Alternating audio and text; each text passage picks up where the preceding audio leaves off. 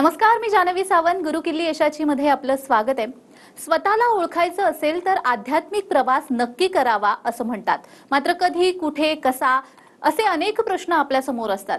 काळजी करू नका, अशाच आध्यात्मिक यात्रांविषयी आज आपण बोलणार आहोत. हॅलो माधव गुरुजीच्या माध्यमातून अशाच आध्यात्मिक साधनेसहित धार्मिक यात्रा काढण्यासाठी महाराष्ट्रामध्ये परिचित असणारे सुप्रसिद्ध राज्य ज्योतिष यांत्रिक श्री माधव गुरुजी आज आपल्या सोबत स्टुडिओमध्ये आहेत. गुरुजी, कार्यक्रमात आपलं स्वागत आहे. तर आध्यात्मिक साधनेसहित धार्मिक यात्रा करण्याचं महत्त्व या कार्यक्रमाच्या माध्यमातून आपण जाणून घेणार आहोत. शिवाय प्रतिभा ॲस्ट्रॉलॉजीची नुकतीच कैलाश मानसरोवर यात्रा पार पडली आहे. तर या यात्रेची काही महत्त्वाची क्षणचित्र या कार्यक्रमामध्ये आपण पाहणार आहोत. तर चला चर्चेला सुरुवात करण्याआधी गुरुजींची ओळख आपल्याला करून देते. प्रतिभा ॲस्ट्रॉलॉजी रिसर्च सेंटर ही वैज्ञानिक दृष्टिकोनातून ज्योतिषशास्त्राचं मार्गदर्शन करणारी एक संस्था आहे. ॲडव्होकेट श्री माधव गुरुजी या संस्थेचे संस्थापक आहेत. श्री माधव गुरुजी यांनी शुक्राचार्य ॲस्ट्रॉलॉजी सेंटर दिल्ली मार्फत ज्योतिषशास्त्राचा विविध शाखांचा तब्बल 16 वर्षांचा अभ्यासक्रम पूर्ण करून राज्य ज्योतिष यांत्रिक ही पदवी संपादन केली आहे. गेल्या 19 वर्षांपासून प्रतिभा ॲस्ट्रॉलॉजीच्या माध्यमातून श्री माधव गुरुजींनी हजारो कुटुंबांना मार्गदर्शन केलंय. श्री माधव गुरुजी यांना ज्योतिष विद्याशास्त्राची 7 पिढ्यांची म्हणजेच 350 वर्षांची परंपरा लाभली आहे. सूक्ष्म रीडिंग, कुंडली मार्गदर्शन, वास्तुदोष निवारण, प्रश्नकुंडली, पंचयाग, महालय श्राद्ध या विविध सेवांसोबतच आध्यात्मिक साधनांसहित धार्मिक यात्रा प्रतिभा ॲस्ट्रॉलॉजी मार्फत आयोजित केल्या जातात. चारधाम यात्रा, नर्मदा परिक्रमा, तिरुपती कोल्हापूर यात्रा, हम्पी यात्रा, पंढरपूर यात्रा, गिरनार यात्रा, कैलास मानसरोवर अशा यात्रा वर्षभरामध्ये नियोजित केल्या जातात. स्वतः ॲडव्होकेट श्री माधव गुरुजी या यात्रेमध्ये देवदर्शनासोबतच सर्व आवश्यक धार्मिक विधीही यजमानांकडून करून घेतात, ज्याने त्यांच्या आयुष्यामधील अडचणींवर मात करत सुखाचा मार्ग मोकळा होतो. श्री माधव गुरुजी यांना भेटण्यासाठी आपण पनवेल या सेंटरवर सोमवार, मंगळवार आणि शुक्रवार या दिवशी आणि प्रत्येक शनिवारी दादर आणि रविवारी पुणे येथे गुरुजींना भेटू शकतात. तसंच गुरुजींचं शैक्षणिक क्षेत्रामध्ये देखील मोठं योगदान आहे. बाबा इंटरनॅशनल नावाची त्यांची CBSE शाळा कर्जतमध्ये आहे. श्री माधव गुरुजी यांची विशेष ओळख म्हणजे ते नर्मदा तटवासी आहेत. ओंकारेश्वराला माधव स्पर्श शक्तीपीठ प्रतिष्ठान नावाचा स्वतःचा आश्रम आहे. अध्यात्माचा प्रसार प्रचार करण्याचा त्यांचा हेतू आहे. तसेच सुनीता उल्हास गोरक्षणी या गोशाळेच्या माध्यमातून गौमातेच्या सेवेसाठी, गोरक्षणासाठी कामही माधव स्पर्श मध्ये सुरू असतं. चला तर मग आपण चर्चेला सुरुवात करूया. गुरुजी, आज आपण यात्रांबद्दल बोलतोय, धार्मिक यात्रेचं काय महत्व आहे या संदर्भात बोलतोय. आणि श्री प्रभू रामचंद्रांची भूमी असलेली किंवा वास्तुकलेचा स्पर्श उत्कृष्ट नमुना असा असलेली ती म्हणजे हम्पी ही जागा. तर हम्पी विषयी तुम्हाला काय वाटतं, तुमचा दृष्टिकोन कसा आहे आणि यात्रेकरूंना कोणत्या प्रकारचं समाधान या यात्रेमधून मिळतं? मॅडम, सर्वप्रथम हम्पी यात्रा म्हणजे हम्पी म्हणलं ना की प्रत्येकाला जे तुम्ही वापरलं की वास्तुकलेचं खूप सुंदर प्रदर्शन असं हम्पीमध्ये आहे. म्हणजे वास्तुकला आपल्याकडे आर्किटेक्चर किती डेव्हलप होतं अगोदरपासून ते आपल्याला अगदी पदोपदी त्या गोष्टीचा अनुभव येतो.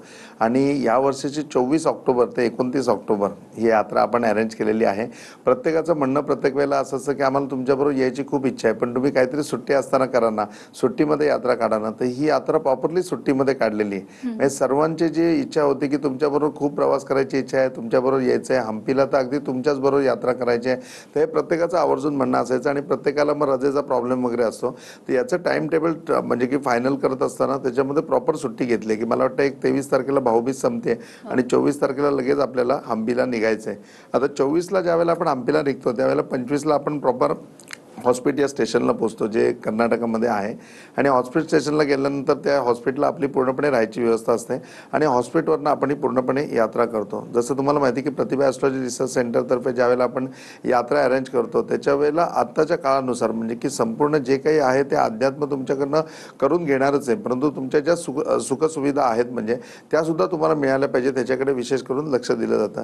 कारण माझे वडील कायम सांगायचे की लोकांचा तुम्ही स्वार्थ व्यवस्थित केला ना तर लोक परमार्थ व्यवस्थित करतील.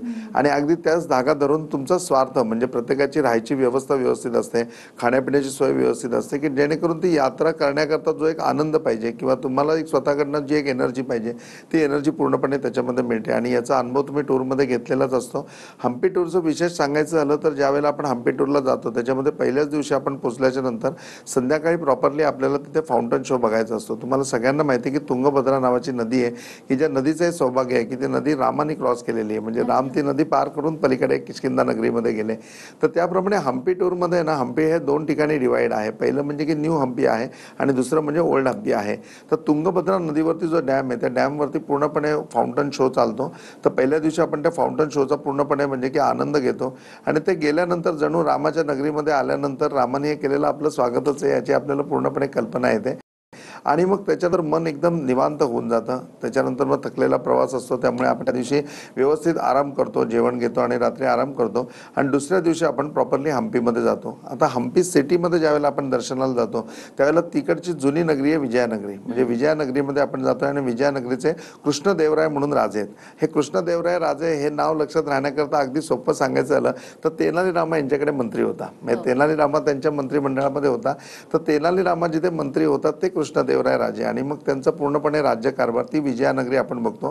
त्या विजयानगरीमध्ये वेगवेगळी म्युझियम आहेत. म्हणजे ज्या म्युझियममध्ये अगदी 5व्या शताब्दीपासूनची जी काही वास्तूच्या बाबतीत डेव्हलपमेंट आहेत किंवा त्यावेळेचं कोरीव शिल्प आहे ते शिल्पसुद्धा अजूनपर्यंत सगळं सांभाळून ठेवलेलं आहे आणि ते आपल्याला पूर्णपणे त्या याच्यामध्ये बघायला मिळतं म्हणजे म्युझियममध्ये बघायला मिळतं.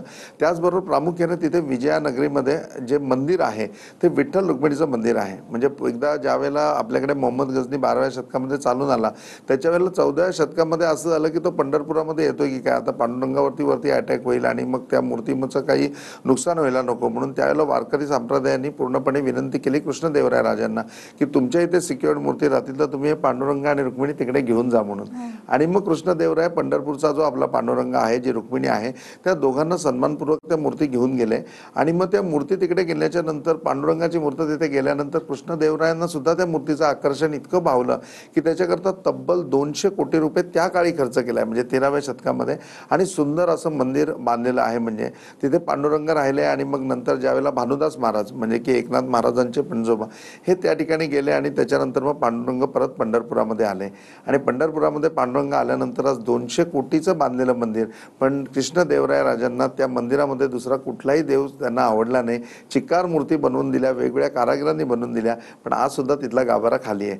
तर त्यावेळेला आपण ज्यावेळेला जातो आणि त्यावेळेला विजयनगरीमध्ये त्या मंदिराचं वैभव बघतो, आमच्या पांडुरंगाचं वैभव बघतो आणि आजही लक्षात येतं की तिथला गाभारा रिकामा आहे. म्हणजे त्यांना दुसरी कुठलीही मूर्ती त्या ठिकाणी आवडली नाही किंवा दुसरी कुठलीही मूर्ती त्या गाभाऱ्याला साजेशीच वाटली नाही म्हणून 200 कोटीचं मंदिर आहे पण आज सुद्धा गर्भगृह रिकामा आहे.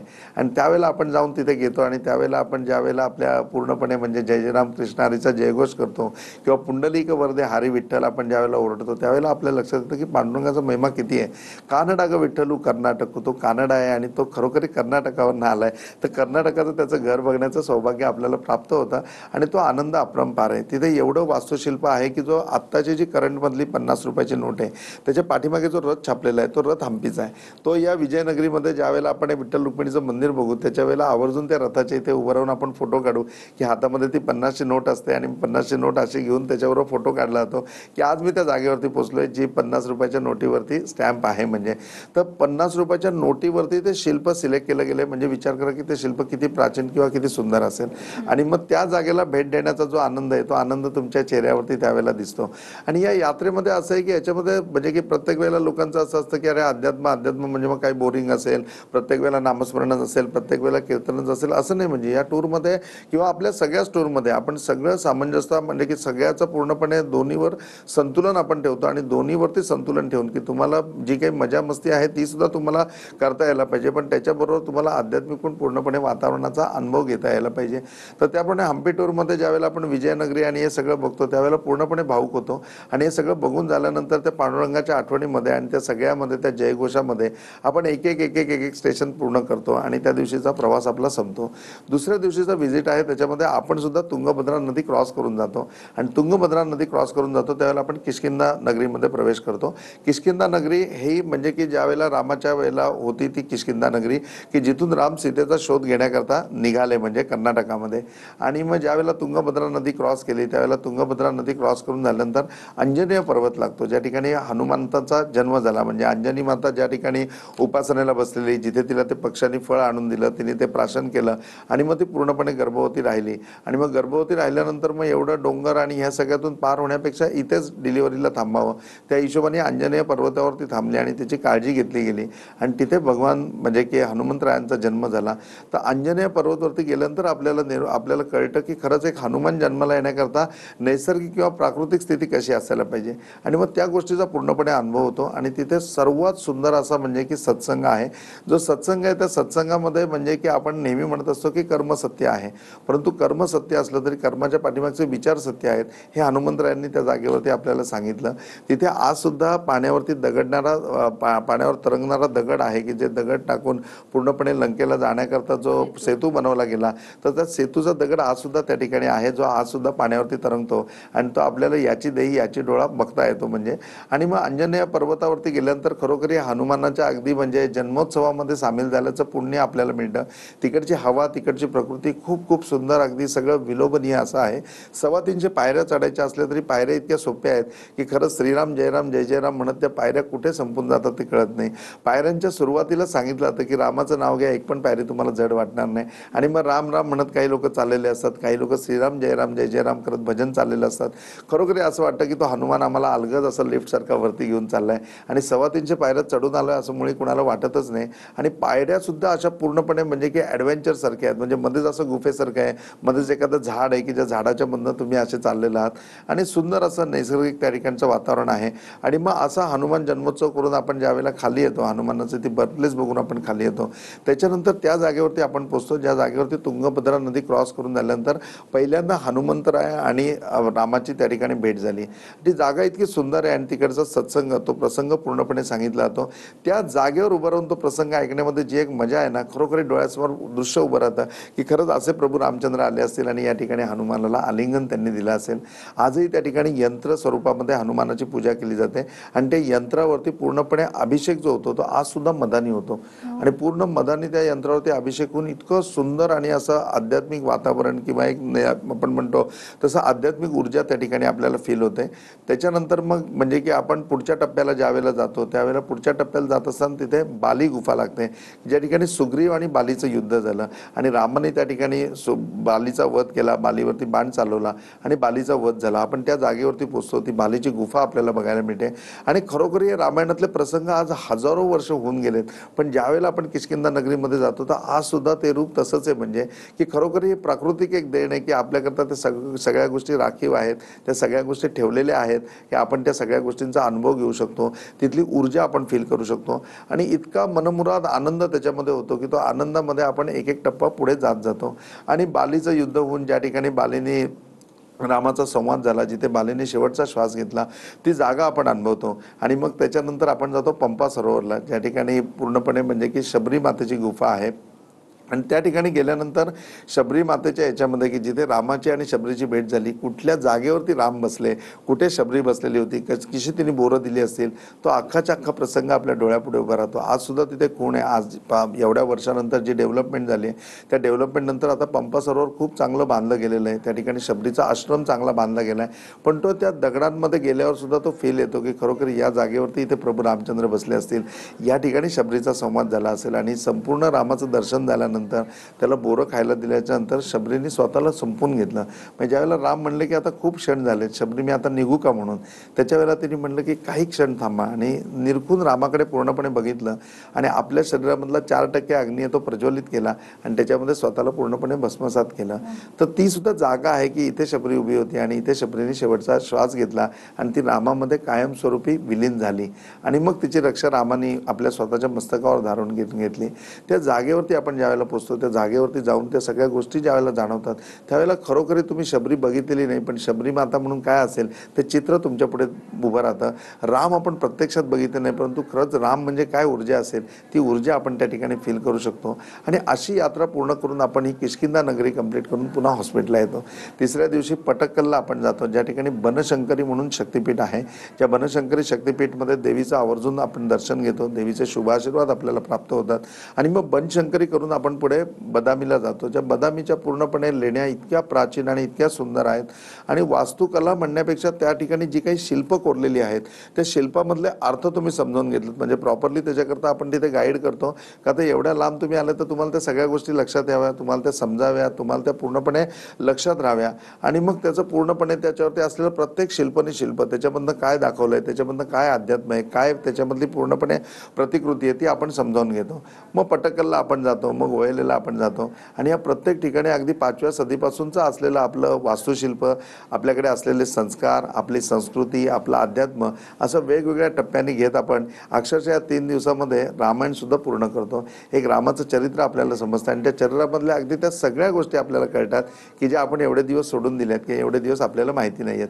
तर या कार्यक्रमाच्या निमित्ताने माझं तुम्हाला सगळ्यांना आव्हान आहे की तुम्हाला सगळ्यांना येता यावं, तुम्हाला सगळ्यांना त्या गोष्टीचा अंदाज यावा, तुम्हाला त्या सगळ्या गोष्टी अनुभवता याव्या.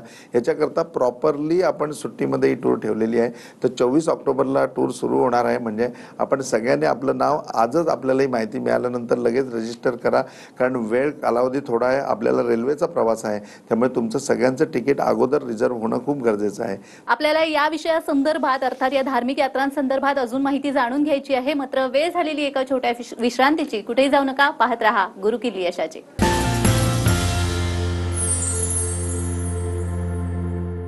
TV9 मराठी एकमेव. सिद्ध फार्माची दर्जेदार आयुर्वेदिक औषधं, अपचन, बद्धकोष्ठ यासाठी धौती योग, हाडांच्या आणि सांध्यांच्या बळकटीसाठी कॅल्सियोग आणि पुरुषांसाठी मदन योग. नवा देश, नवे लोक, कसं जमणार आमचं तिथे? तुम्ही दोघं इथे आलात तर हे घर सुद्धा आपल्या घरासारखं वाटेल. म्हटलं होतं ना, हे घरही आपल्या घरासारखंच वाटेल. हेम अगरबत्ती, स्नेह आणि सुगंधाचे अनमोल नाते. सर, वॉटर प्रूफिंग साठी बेस्ट आहे. नेहमीच का नाही? प्रशांतजी, एक छोटंसं गिफ्ट बिर्ला ओपस अशुरन्स देण्यासाठी. म्हणजे प्रोडक्ट वॉरंटी. वॉरंटी तर आहेच, हा एक्स्ट्रा आहे. 1 वर्षात वॉटर प्रूफिंगला काहीही झालं तर पुन्हा करून देणार. पुन्हा करून देणार, ते देखील फ्री. पेंटिंग मध्ये पहिल्यांदाच बिर्ला ओपस अशुरन्स. रजिस्टर करा birlaopus.com वर. बाजारपेठा सजल्या, कारण घराघरात येतोय आनंद. मखर फुलांच्या माळांनी दुकानं भरली, कारण घराघरात दरवळणार भक्तीचा गंध. विश्रांतीनंतर सर्वांचं पुन्हा एकदा स्वागत आहे. आज आपण आध्यात्मिक साधनेसहित धार्मिक यात्रेचं महत्त्व या विषयासंदर्भात बोलतोय आणि आपल्याला मार्गदर्शन करतायत श्री माधव गुरुजी. मला अजूनही एक विचारायचं ते म्हणजे नर्मदा परिक्रमेसंदर्भात. आणि नर्मदा परिक्रमेचं मला वाटतं यावेळी प्रतिभा ॲस्ट्रॉलॉजीचं 5वं वर्ष आहे. तर नर्मदा परिक्रमेचं या वर्षीचं काय वैशिष्ट्य आहे? पण नर्मदा परिक्रमेचं वैशिष्ट्य म्हणजे की आपण नर्मदा तटवासी आहोत आणि नर्मदा तटवासी असल्यामुळे गेली 5 वर्ष म्हणजे की हे आता यंदाचं 5वं वर्ष आहे आपण नर्मदा परिक्रमा पूर्णपणे म्हणजे आयोजित करतो. 7 जानेवारी ते 22 जानेवारी ही डेट आतापर्यंत आपली फायनल आहे की या डेटला आपण पूर्णपणे ही यात्रा संपन्न करतो. या वर्षी देखील म्हणजे 2026 मध्ये सुद्धा 7 जानेवारी ते 22 जानेवारी नर्मदा परिक्रमा आहे. या नर्मदा परिक्रमेचं वैशिष्ट्य सांगायचं झालं तर पूर्ण महाराष्ट्रातून 49 ग्रुप आहेत जे नर्मदा परिक्रमा घेऊन येतात. कारण मी तटवासी असल्यामुळे माझ्याकडे या सगळ्या गोष्टी आहेत, मला या सगळ्या गोष्टी माहिती असतात. आणि याच्यामध्ये नंबर 1 जर कुठली परिक्रमा असेल तर ती प्रतिभा ॲस्ट्रॉलॉजी रिसर्च सेंटरची आहे. म्हणजे प्रत्येक जण निर्विवाद खूप चांगलीच परिक्रमा पार पडतात. परंतु ही परिक्रमा पार पडत करत असताना नर्मदा मैयाची कृपा जी आपल्यावरती आहे म्हणजे त्या कृपेमुळे आपण ती आणखीन सुंदर करतो. आणि 49 ग्रुपपैकी सर्वात सुंदर नर्मदा परिक्रमा ही आपली प्रतिभा ॲस्ट्रॉलॉजी रिसर्च सेंटरची असते. त्याचं कारण असं आहे की आपण फक्त नर्मदा परिक्रमा करत नाही तर आपण तटवासी असल्यामुळे जेवढे नर्मदेचे संस्कार आहेत ते सगळे संस्कार आपण करतो. म्हणजे मग त्याच्यामध्ये तटपरिवर्तन आलं, जलपरिवर्तन आलं, रोजची नर्मदा मैयाची आरती आली, रोजचं त्याच्यामध्ये रुद्राभिषेक आला. तर या सगळ्या गोष्टी आपण त्याच्यामध्ये करत असतो. त्याचबरोबर आवर्जून त्याच्यामध्ये आपण पंचयाग करतो जे 5 याग माणसांनी जन्माला आल्यानंतर आयुष्यात एकदा तरी करायला पाहिजेत. आणि असं महत्तम आहे की जर हे नर्मदेच्या तटावर तुम्ही केले किंवा आणखीन कुठल्या पवित्र जागेवरती केले तर तो एक याग केल्याचं पूर्ण तुम्हाला 100 याग केल्याच्या बरोबर राहतं. तर हे 5ची याग प्रॉपरली तुमच्या हातातून पूर्णपणे संकल्प सोडून तुमच्या हातून हे संपन्न करून घेतो आपण, आणि तेही नर्मदा परिक्रमेमध्ये.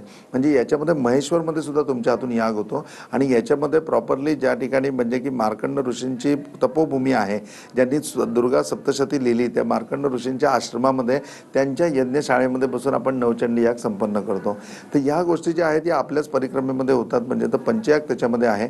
यावर्षीचं 5वं वर्ष असल्यामुळे ह्यावेळेला संख्या सुद्धा जास्त आहे. म्हणजे एक बस ऑलरेडी आता बुक झालेली आहे. म्हणजे उरलेल्या ह्यावेळेला असं प्रत्येकाचा आग्रह आहे. त्यामुळे आम्ही 3 बस म्हणजे 150 मेंबर्स यावेळेला घेऊन जायच्या विचारामध्ये आहे की तेवढा रिस्पॉन्स जर आहे समोरून तर आणि यायचं असेल तर सगळ्या लोकांची व्यवस्था आपण करू शकतो की आपण तेवढे सक्षम आहोत. त्यामुळे कदाचित 150 लोक आपण यावेळेला घेऊन जाणार आहोत. आणि हे सगळे घेऊन जात असताना त्यावेळेला एक वेगळा उपक्रम म्हणजे की यंदाचं 5वं वर्ष आहे. तर नर्मदा तटावरती बघाल तर त्या ठिकाणी शिवलिंग पूजनाचं जे महत्त्व आहे म्हणजे की ज्याला पार्थिव शिवलिंग आपण म्हणतो की त्रेतायुगामध्ये याचं रत्न शिवलिंगाच्या पूजनाचं महत्त्व होतं. द्वापार युगामध्ये तुम्ही बघाल तर पारस शिवलिंगाच्या पूजनाचं महत्त्व होतं. आणि कलियुगामध्ये पार्थिव शिवलिंगाचं महत्त्व सांगितलं आहे. पार्थिव म्हणजे की मृण्मयी मातीपासून बनवलेलं शिवलिंग. तर त्याची 1 लक्ष शिवलिंग आपण बनवणार आहे. म्हणजे आणि 5वी नर्मदा परिक्रमा आणि या परिक्रमा करताना जे परिक्रमावासी असतील ते खरोखरी सगळेजण नशीबवान आहेत की त्यांच्या सगळ्यांना ही 1 लक्ष पूर्णपणे नर्मदाचे जे म्हणजे की शिवलिंग आहे म्हणजे पार्थिव शिवलिंग आहे जे नर्मदामधलीच वाळू घेऊन नर्मदामधलीच माती घेऊन आपण 1 लक्ष शिवलिंग बनवणार आहोत. आणि 1 लक्ष शिवलिंगाचं पूर्णपणे रुद्राभिषेक त्या ठिकाणी होईल आणि रुद्राभिषेक करून त्याचं पूर्णपणे विसर्जन त्या ठिकाणी होईल. तर असं 1 लक्ष पार्थिव शिवलिंगाचं पूजन पूर्णपणे त्याचा सोहळा त्याचा रुद्राभिषेक आणि त्याचं विसर्जन एवढा मोठा विधी ह्या 15 दिवसामध्ये आपल्याला संपन्न करायचा आहे. आणि जेवढे काही परिक्रमावासी असतील त्यांच्या प्रत्येकाच्या हाताने तो पूर्ण होणार आहे. नर्मदा परिक्रमाची सुरुवात ती सुद्धा आपल्या आश्रमामधून होते की जिथे आपण प्रॉपर संकल्प सोडतो. त्याचबरोबर याच्यामध्ये उज्जैन सुद्धा आपण आवर्जून करतो की नर्मदा परिक्रमा पूर्ण करून झाल्यानंतर आपण उज्जैनला येतो. म्हणजे 2 ज्योतिर्लिंग आपली याच्यामध्ये पूर्णपणे होतात. ज्यावेळेला आपण उज्जैनला जातो तर आपल्याला सगळ्यांना श्रुत आहे की तिकडे शक्तिपीठं सुद्धा आहेत. तर त्या ठिकाणी देवीची 2 शक्तिपीठं सुद्धा आपली पूर्ण होतात.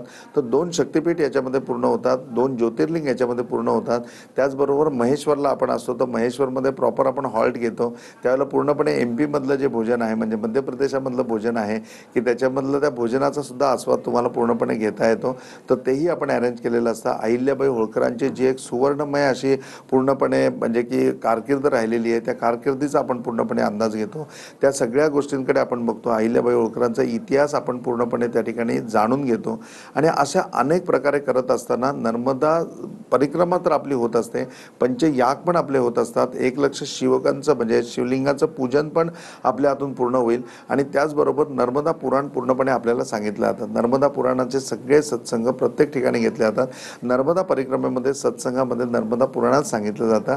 त्याचबरोबर नर्मदा आख्यान सुद्धा होतं. म्हणजे की हे पुराणामध्ये म्हटलंय आणि आख्यान म्हणजे की आता तिथे काय बदल आहे तर तो बदल सुद्धा आपण पूर्णपणे सांगतो. आणि मग या सगळ्याचा अनुभव घेत घेत नर्मदा मैयाच्या या परिक्रमेमधनं आपण काय घ्यायचं आहे, कुठला आध्यात्मिक ठसा आपण घ्यायचा आहे, कशा प्रकारे आपल्यामध्ये बदल यायला पाहिजेत हे सगळं आपण जाणून घेतो. आणि पूर्ण नर्मदा परिक्रमा ज्यावेळेला होते त्यावेळेला नर्मदा परिक्रमेला ह्या तटावरून त्या तटापर्यंत नर्मदा मैयाला साडीसुद्धा आपण अर्पण करतो. आणि तो उत्साह अगदी म्हणजे की असा सगळ्यांमध्ये संचारलेला असतो. आणि त्या गोष्टीचा अनुभव घेण्याकरता तुम्ही सगळ्यांनी यावेळेला 7 जानेवारी ते 22 जानेवारी प्रतिभा ॲस्ट्रोलॉजीचं 5वं वर्ष आहे. मी तुम्हाला या कार्यक्रमाच्या निमित्ताने आवाहन करतो की आपण सगळेजण या परिक्रमेमध्ये सामील व्हा आणि नर्मदेचा जो काही आनंद आहे नर्मदा परिक्रमेचं जे काही पुण्य आहे ते पूर्णपणे प्राप्त करून घ्या.